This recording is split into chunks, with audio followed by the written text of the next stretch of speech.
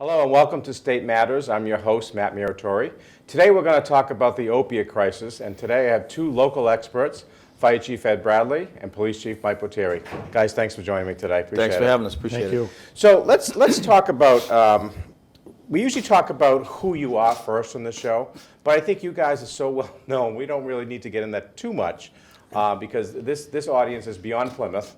So I know even people beyond Plymouth know about what you two guys do here, how well you guys work together and what you've done for the opiate crisis. But I do want to know just a little bit, like how long you've been in the police department, Mike, and how long you've been police chief for? I'll have 31 years on this May coming up, That's great. and I've been the chief since 2008, so it'll be 8 years this August. And how many in your department?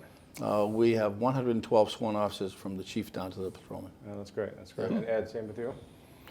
41 years on the department, and I've been chief since 2007.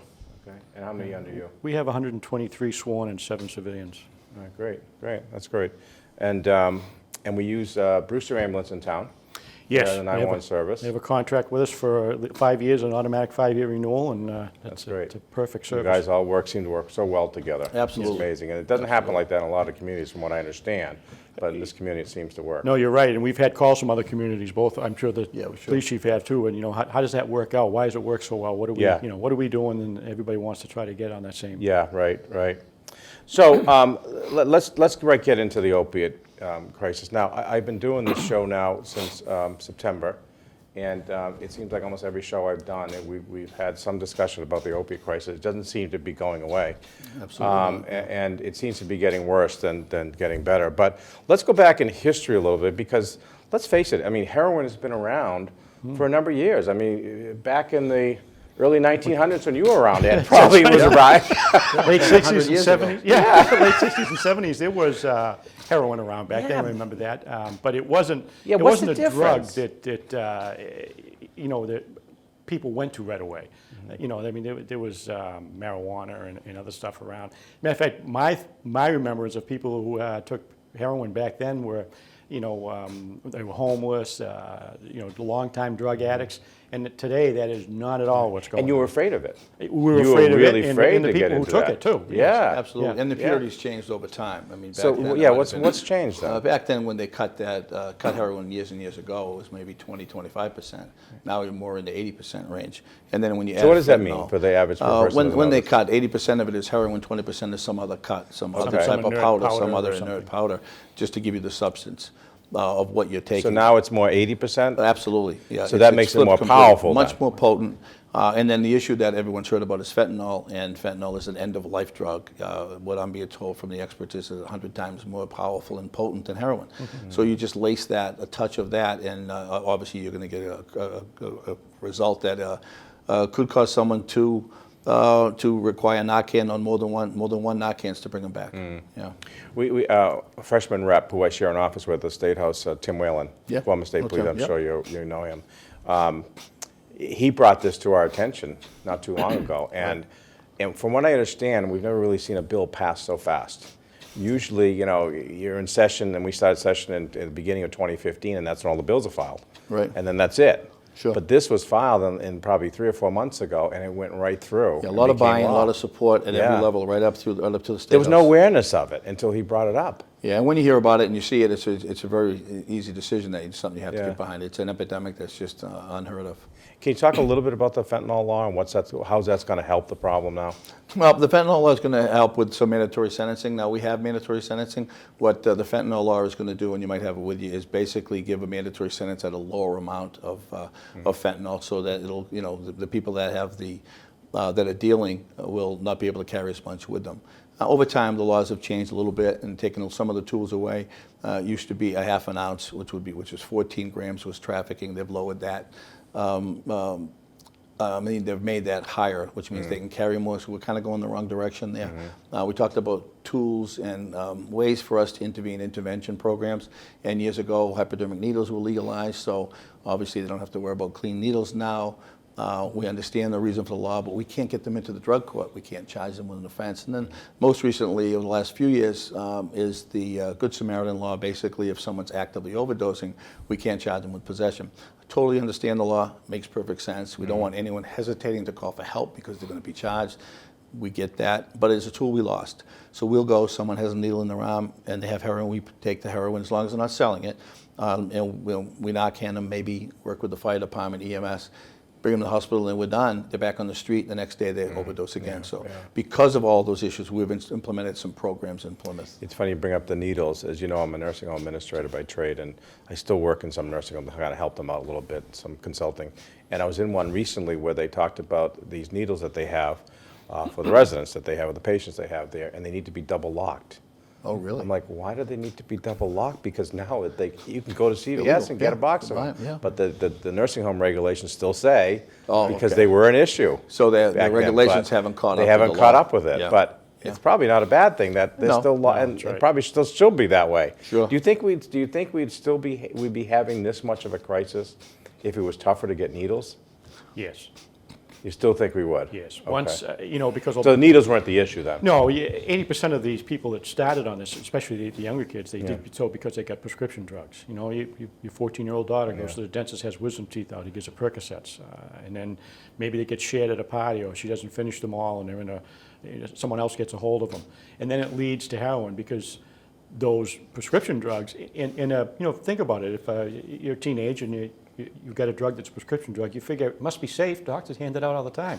Why should I worry about it? That gives them this false sense it's okay, but then it gets very expensive after a while, and they lead to heroin. And of course, the chief was talking about how the heroin content has increased. Well, the body builds up a tolerance to any drug after a while. So if we were still cutting the heroin back like it was 40 years ago, it wouldn't have much worth on the street because it wouldn't give anybody the high they're looking for. And the more they take it, and the more often and how long they take it, they need more and more, and they need it to be cut with fentanyl. One of the scary things... For the high. Yeah, to get to the high, to get to yeah. that point where they want to be. One of the scary things we've noticed, and other police chiefs and fire chiefs has, if we have a rash of a lot of overdoses and some deaths, it actually draws people into town to try to buy that. They want that. That must be a real good batch. It's a terrible addiction that you have no control over yourself. Once you're stuck in that whirlpool. Yeah, we're seeing that some of the dealers actually give out Narcan and they promote it by saying our stuff is so good you might need this, and to believe it or not, people still take the drug because they're addicted to it. I agree with Chief Bradley on the hypodermic needle piece. I think the more permissive piece, it's a permissive state. Massachusetts is a permissive state. The more in line with how we can control the problem, things maybe we can't change, but the fact of legalizing marijuana, which we all think is going to happen. I can tell you the police chiefs are against it. We think it's a gateway drug. Alcohol's a gateway drug. And I think people need to buy into that. If you look at people, everyone that does marijuana is not going to do heroin, but everyone that does heroin did marijuana. Right. So I think if you look at that as if you step back a little bit, that's telling. And we do believe it's a gateway drug. So those type of things, and when it becomes legalized, as you know, we're going to have a myriad of other issues and problems. I know Senator DiMacedo and a bunch of other just got senators. back. Yeah, exactly. And I haven't talked to him, but I'm looking forward to hear him present his Yeah, findings. I this- hear that they were. Actually, PAC TV, the PCN News, actually did something really? on it. Just came out just recently. Oh, good. On his trip there, and it's unbelievable The what's impact. happened out there. And I think Colorado officials, at least, regret that they've now done it. Sounds like it. It's yeah. it's I'd be led to interested to hear so that. many. I'm not sure it's really going to pass here once we start educating people. Ohio didn't hope pass so. it. It didn't happen in Ohio. Yeah. I think the worry is that there's so much money involved. That's right. And when there's so much money involved, we kind of lose control of that sometimes because you get so many people. So we're worried about it. Police chiefs are worried about it. And I know Mass chiefs they feel obviously we want to come out against The it. We're timing talking isn't about- great because of the opiate crisis that everyone's under. I mean, right. why would you want to do this on Yeah. top of that? And hopefully you're right, Matt. Hopefully because if we educate people and they see the opiate problem and they buy into the gateway piece of it, maybe we can stop that from happening. And that could happen, but we have to really start pushing now with that education. Yeah, Let people yeah. know that, because I think today if you went out and asked people in the street, Yeah, not a you big deal. Yeah, right. yeah. And which is how we got into the mess that we're in now. Right, right. Yeah. Now you bring up a great point that, and I think it's, let me say, it's 5% of the United States is 5% of the world population. Right. Yet we consume 80% of all the 80% opiates. opioids That's a in the world. problem. Yeah, But that's imagine been that. like that for years. Sure. And as you brought up, I mean, the doctors have been prescribing for shoulder surgeries or wisdom teeth for years. Right. Why all of a sudden in the last 3 or 5 years that it seemed to be more of an epidemic than before. Well, I think 3 or 5 years is what we've noticed around here. You know, if Okay. you talk to some other people and read other stories, you say, well, now that it's finally hitting in the suburbs, in the quiet communities, now everybody's up in arms. It's been going on in the cities, In the cities in for a busy while, areas yeah. for years. And, you know, they were hollering and screaming, and the rest of us were, well, it's not happening in my backyard. Well, now it is. It's happening in everybody's backyard. And we're looking at the collection of data. One of the big pieces, as you know, there are a lot of opiate task force out there, and we're actually trying to consolidate that. There's a Plymouth County task force for opiate abuse run by the sheriff as well as the DA. And I represent the chiefs on that committee. So we're working with that piece to try to come up with best practices. There's a group that the town, Melissa Regeed, the town manager, has put together with the drug court and a lot of other pillars, law enforcement, education, court systems, all of that, and the treatment facilities. And that's up and running and doing well. So we're trying to find those best practices. And there is another group, there's a grant, a substance abuse prevention grant that we just got as the community of Plymouth, along with 2 other communities, Tri-Town, Plymouth, Carver, and Middleborough. And we've been meeting with those chiefs, and we're trying to move forward with a program that we'd like to get countywide as a best practice, a follow-up program. So I don't know if you want me to get into that. Yeah, where we're please, at yeah, with that. yeah. So everyone knows that, well, the history that got us here, we created a street crimes unit. We have a good group of officers that work hard towards this problem.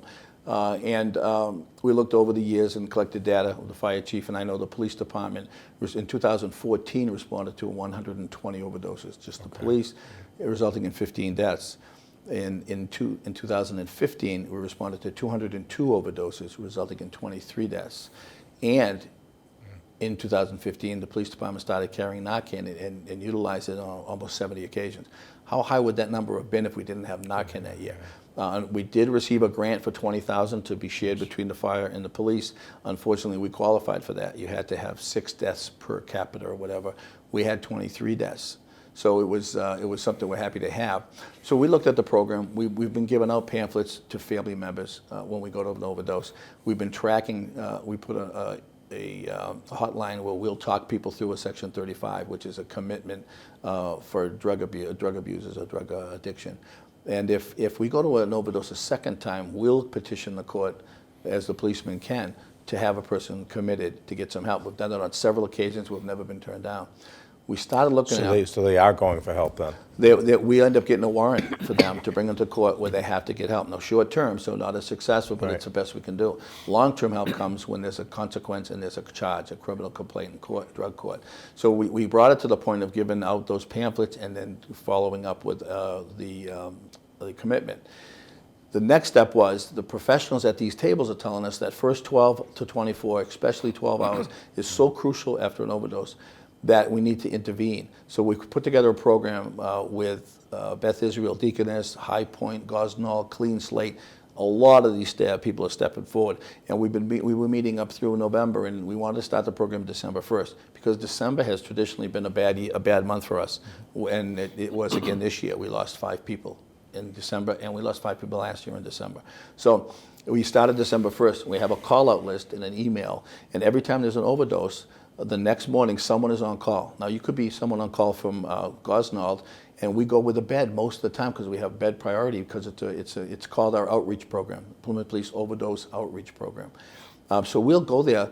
The person will come in the morning, the therapist or the counselor or the treatment professional, meet with the street crimes officer in plain clothes because of the stigma. We don't want to go in a cruiser. And we'll go to that home and we'll offer a bed. And we've been very successful. We've probably placed 6 people in beds since December 1st. And we've also follow up after that to try to get some success there. And we're finding that is a big key piece to this puzzle, is get them that help. So we're rolling that out into the other 2 communities, Carver and Middleborough, through this grant and through the Plymouth County Chiefs. I presented it as the president of Plymouth County Chiefs this year at our meeting, and several communities are interested in doing it, but we want to do it slow and get it set in place with these 3 communities. So our goal would be by July of this year, we have several communities in Plymouth County on board. So if there's an overdose, there's a follow-up the next day. Now, I know Gloucester has done something totally different, and you didn't want to do that here, so you're doing this. Gloucester's the difference in Gloucester. Gloucester's got a phenomenal program. The chief has done phenomenal work. I can't say enough about it. The small differences that we see, and the district attorney feels the same way. and I actually I believe the district attorney up there feels the same way too, is we cannot turn a blind eye to our law enforcement duties.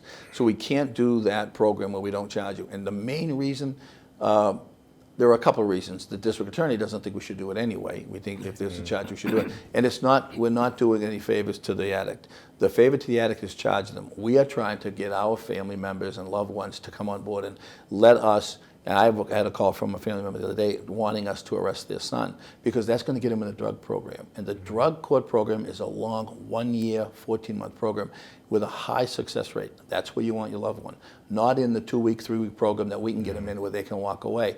We're going to do that because it's helpful, but you really want to get your loved one into that program. And unfortunately, the way the laws are today, the only way in there is with a consequence of a criminal complaint.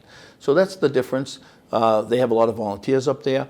We're focusing more on family now. We want to get some family resources out there as well. And what we're finding, Matt, and you see it all the time, people want to help.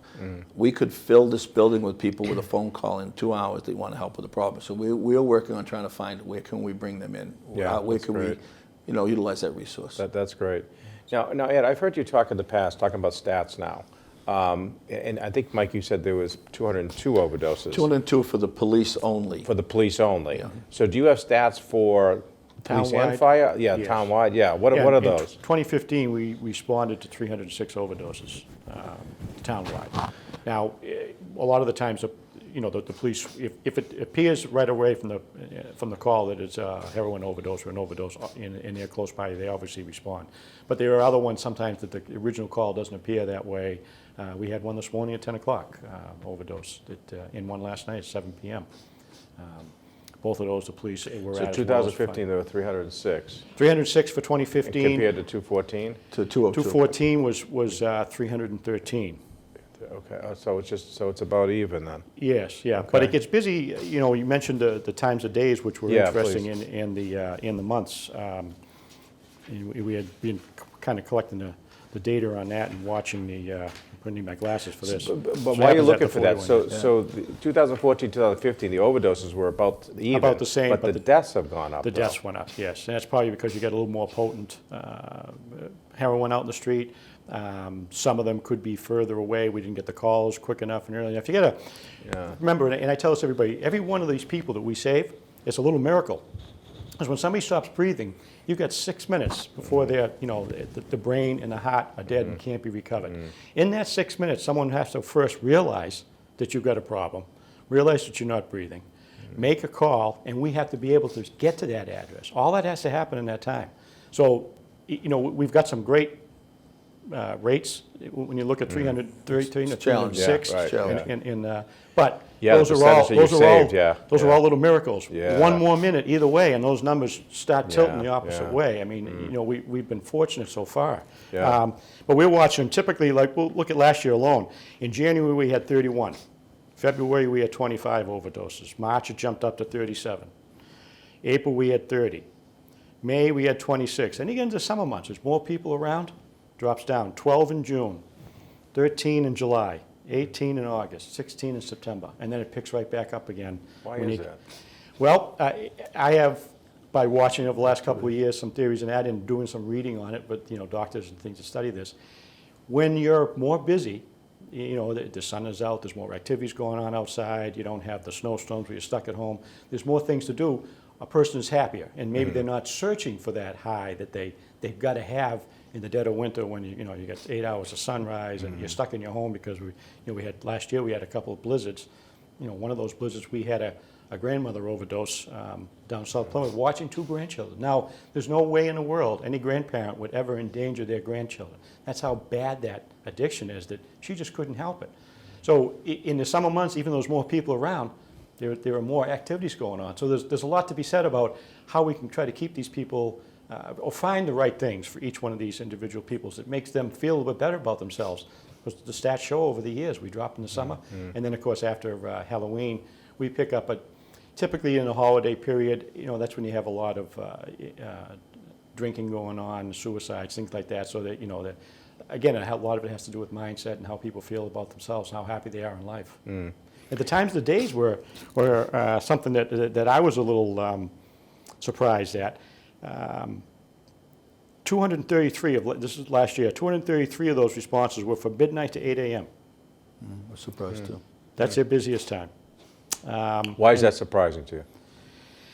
Well, myself, it seems, but I guess probably I'm in the office, I'm up more listening to the radio. We would hear them during the day a lot, and especially in the evening hours, like 4 o'clock on to 8 o'clock at night. And I guess maybe just old school thinking, you run into a lot of people that are drunk and disorderly because we're in the bar rooms, hours of bar rooms. But, at midnight till 8 in the morning.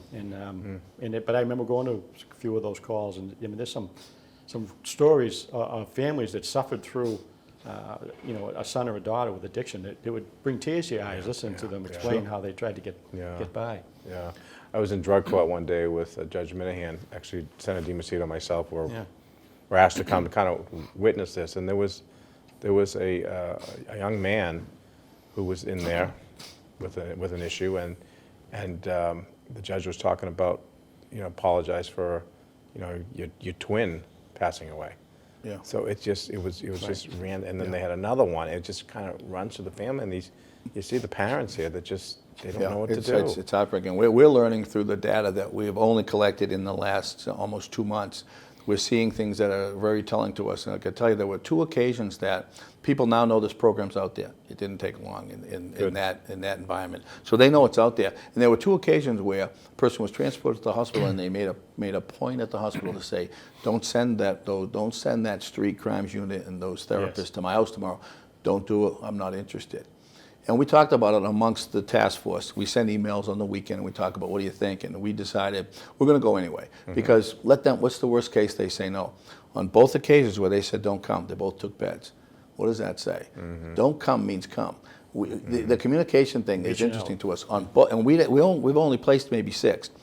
Both occasions when they said don't come, that's a reach out for help. And it turns out both of them, we went there with beds, they took beds, we drove them to the bed, and we know they were successful. So we're learning from that. And then on the last thing I want to make sure I mention is when this task force was put together and you have all these different private groups and agencies, it doesn't matter if High Point's on call and the bed is in Gosnell.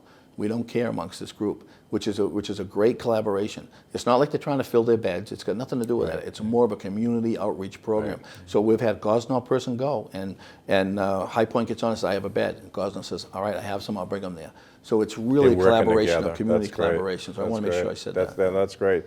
You talk about, that they're addicts. It's really a disease. Yes. It's really a disease, and I think there's still that stigma out there. Yeah. But I think it's starting to change, and it needs to change more so. I remember watching, I don't know if you guys saw the Cape Cod, USA, the HBO documentary. I did. When I'll never forget that when the mother said, if my son had cancer, they'd be bringing me a cake or dinner or something. But because he's an addict, they're staying away. Stay away from me. And the family we've got to change that. If your son had cancer, you'd go anywhere to any doctor. You'd stand on the top of the building and scream. I've heard Eddie say that before. Yeah. But otherwise, and and what's important about that is we have never been turned away from a house, and I believe that because there's a stigma to it. Loved ones don't know what to do. Court is intimidating. Let's face it. They don't know what to do. So when we knock on that door and we bring it to them, they have never turned us away. Now, we've only been doing it 7.5 weeks.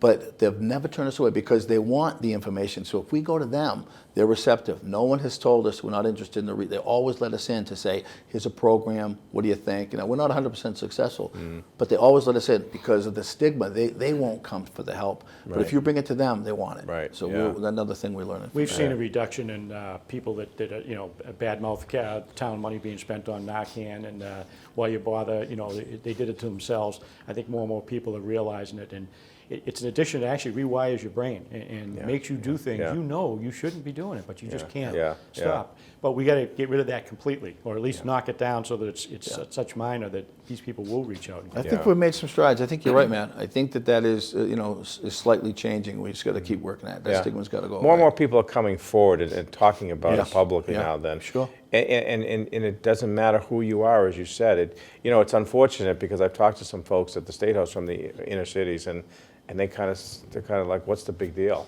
Yeah, this has been going on in the states. Well, just because it's coming to you folks in the suburbs, now all of a sudden it's a big deal. They're almost kind of resenting that. Yes. Really? Oh yeah. But now we're going to do something about it. But but it's just because it is a disease like cancer. I really believe that. Yeah. I've been having discussions with Peter Holt, and he's got, I think, a great idea. He Yeah. wants to create a pilot program for a behavioral ER. As you Right. talked about, the seasonal numbers you're talking about. Right. I mean, those are depression type things that if you could just go to just like we do for a broken arm, broken leg, whatever, if you could go to an ER, The system that's just exists. behavioral Yeah. to help you with Exactly. that. And it could be something as simple as, a 13-year-old girl that does swimming lessons 3 times a week, makes herself feel better about herself, Yeah. and wants to stay away from the drug. There are things that can be done, but it needs to be attacked from so many angles Yeah.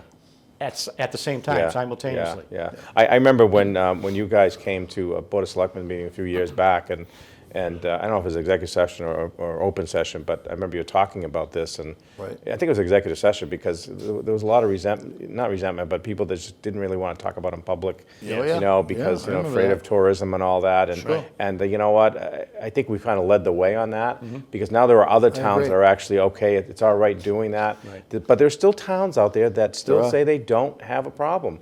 What do you say to them? Well, I think Peter Holden says it best. If you don't think you have a problem, you got to get your head out of your backside. Yeah. Yeah, we It were going is. to try It's to happening avoid saying everywhere. things like that. I told you. I know this is. We have Well, a- you can as a police We have a officer. 5-second delay, so we could bleep anything out if you wanted. You can bleep that out. But yeah, I mean, they really need to get ahead of it. They Yeah. need to just face it head on, and I'm proud that the town's doing that. Right. And I'll tell you, I'm proud that the town government is getting behind us too. Absolutely. Because that's not the norm everywhere. No. I guarantee, and I know, and Ed does as well, there are a lot of chiefs, fire and police, that get pressures from their government, agencies and groups, and that's tough. Puts everyone in a tough position. It And is. we've had nothing but support here. Yeah. Not only with whether it's funding or personnel, it's just the concept of getting the information out there, creating task force and working together. It's been phenomenal. Well, Both but of you us have been contacted by other chiefs in area towns and said, don't you ever get yelled at for, Yeah. all the talking about it? And it doesn't, aren't they upset? No. Are the real estate agents putting pressure on you? Who wants to go buy a home in that Haven't place? seen it. still Not at going. all. I talked to a real estate person today. Yep. And I Real think estate's it going helps through the because They'll roof. tell you that Yeah. this town's doing something about it. That is a That's place I want. exactly. Yeah. come to the community because they look Yeah, at it yeah. straight head on. Well, it's because of your leadership, though. Let's don't lose sight of that. It's because your leadership, the trust and respect that you guys have, work individually and working together, that the government leaders in this town really respect what you do and what you say, and that's why they've gone Well, we along with. appreciate that. I mean, But, we went along without even getting funding from town meeting Unheard for $1 of. million Unheard of. for a Yeah. street crime unit. Unheard of. We had them in the academy halfway Yeah. through before we went. went, And yeah. that's ultimate. Shouldn't tell them that. Oh, I'm Oh, they sorry. all knew that. They all knew that. No, they knew that. But that was a secret. But it goes Ultimate to his support. point, though, that the Yes. town meeting members were all supportive of They it. were. Yeah. Once they got understood it and they Yeah, heard what was exactly, going on. exactly. It's funny, you talk about the different stools to this thing, the Pillars. the pillars, yeah. I remember a few years back, Tom Coulter coming to us and talking about this, and it's like, called it a three-legged stool. Now it's like 25, 26 different, there's Yeah. so many aspects to this that. Absolutely. And you can't tackle everything. You just got to do some of the things that you're doing. We have to all get together and find out what we're each good at and best Yeah. at and work together for everyone to do. Yeah. We learned at every one of those meetings. Yeah. Now, I've got some of the. Now, the governor has put together his bill. The House has just recently passed their version, and the Senate has passed their version. So there's 3 different versions out Okay. there. And now there's a conference committee. I think Senator DiMacedo is actually one of the 6 on the conference committee to try to work out the kinks and Right. where we're going to be at. But the one thing about the 72-hour hold on somebody, I want to get your thoughts on this, was something that the House did not go along with. And what are your thoughts on somebody, and I know you brought it up that, the first 12 to 24 hours, 24 hours, something like crucial. that. Yeah. I mean, it didn't go through, but I know Yeah. the governor's still trying to push Well, I that to think go it's through. important. I mean, I think it's right. To in hold line them with- in the hospital for 72 hours, up to 72 hours, to to 72. try to get them, a bed or get Well, it's them right help. in line with what we're doing. I mean, we Yeah. have to go knock on the door to bring the services. Why release them in the first place? There's a time frame where you could lose them. So if you have them and you can keep them for any time period, you should do it. Obviously, Yeah. it would help and it makes sense, but again, we're in Massachusetts, a progressive state. Yeah, It's yeah. so tough to. And real quickly, I know we're running out of time, but what's your thoughts on the 7-day prescription of opiates. Absolutely in favor Yeah, of Good that. idea? absolutely. Yeah, Good I think idea. the 3-day one. The original shorter one was- period of time is best. You have the shortest period you can do, and then come back if you need more. Yeah, Right. yeah, the governor wanted 3 days. I mean, Yes. Yeah, that's a some of the compromise. some of the folks in the House, myself included, try to push the 3 days. Great but the step- compromise great was step 7. in the right But you still direction. have physicians that are saying, that's not enough for us. We need Right, 30 days or so. right. But Yeah. we Yeah, got no, to deal with it. short- We gotta shortest deal with timeframes. it. Yeah, we We've gotta deal got to with it. slow down the amount Yeah. going out there. Yeah, absolutely. Hey guys, we could talk about this for another Yeah, we half could. hour, Yeah, but thank you easy. so much. Okay. Great job what you're doing out there. Continue the work, and Thanks, Matt. whatever we can do to help support Sure. on the state side, let us know. Okay. Appreciate it. Thank you. All right, thank you. Thank you, folks, for watching. I hope you enjoyed the show, and until next time, we'll see you on State Matters. Thanks for watching.